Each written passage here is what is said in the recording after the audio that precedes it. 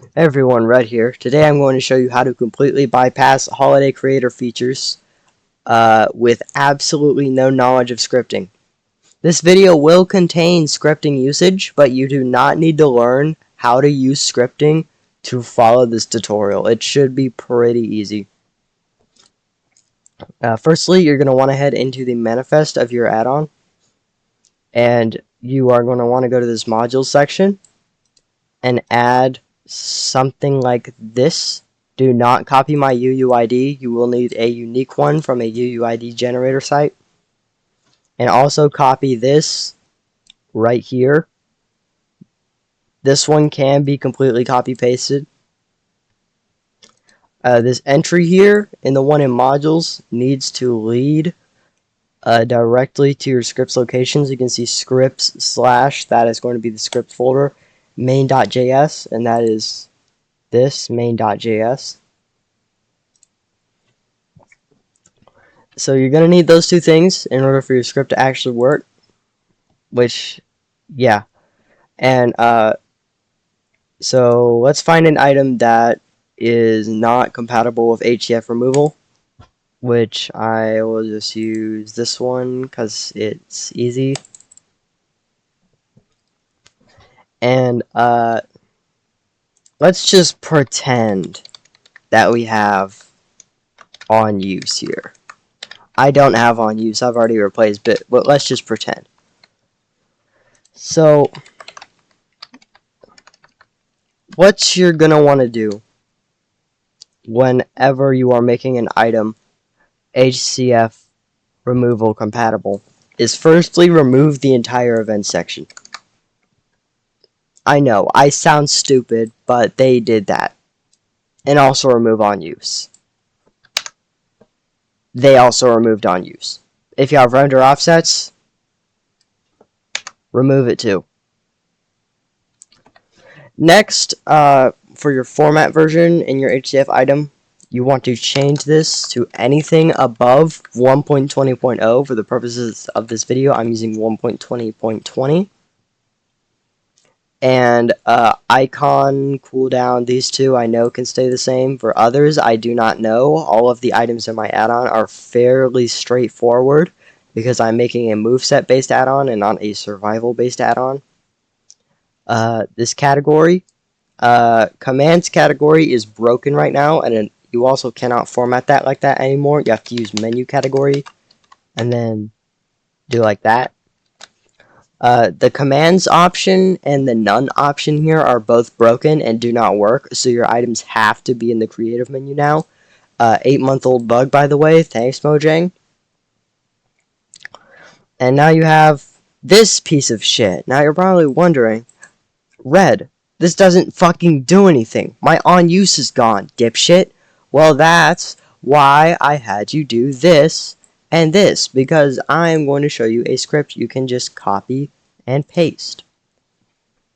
So, there's going to be some stuff before it, but the main section of the script that you're going to want to focus on is this. And you can copy paste this entire script, not every single item here, but you can copy paste a basic script in the description. You're just going to want to make a new script file, which is also linked right here in this entry, and paste what I have put in the description straight into it. And this right here, this if up until this last little thing right here, this is what you're going to want to focus on because this is the on use replacement. Firstly, you're going to want to replace this part right here with whatever your item identifier is. So if I wanted to make the black flash do something, I would put World of Curses black flash right about there. And right here is the command you want it to run. And then the most complicated part is this. Cooldown ticks. If you don't know, Minecraft runs on a tick system where it will run 1 tick every 0.05 second. or about 20 ticks per second. And what this means is that you need to go into your item, look at the cooldown, which you need a cooldown component for this to work. Look at the duration. You can see this is 125. What you need to do is take this duration and multiply it by 20 and then put that number right here. And then I have also included this little bit at the end. If you want to be able to have a tag that when applied does not let you use the item, then put it right here. If you want to have an item that is only usable with a tag, delete this. And if you want to remove tag requirement or non-tag requirement whatsoever, remove this. And so that is how you replace the on use. This totally wasn't added in post, but if you want to add another item to your on use bypass, all you need to do is select from the if until that little bracket, press enter, paste, and then repeat the steps. Replace this with your identifier, replace this with what command you want it to run, blah blah blah blah blah. It's that simple. And if you had render offsets to make your items invisible, then unfortunately you are going to need to replace it using an attachable, and I'm going to show you how to do that right now. So let's go back to the other item I was working on, which I don't remember. Oh yeah, it was this one, a UDG Warstaff. The render offsets is completely gone, but I need to make sure the item is visible when the user is holding it. What you need to do is you have to have an attachable, which I am just going to copy this attachable. You need to rename the file to your item's identifier.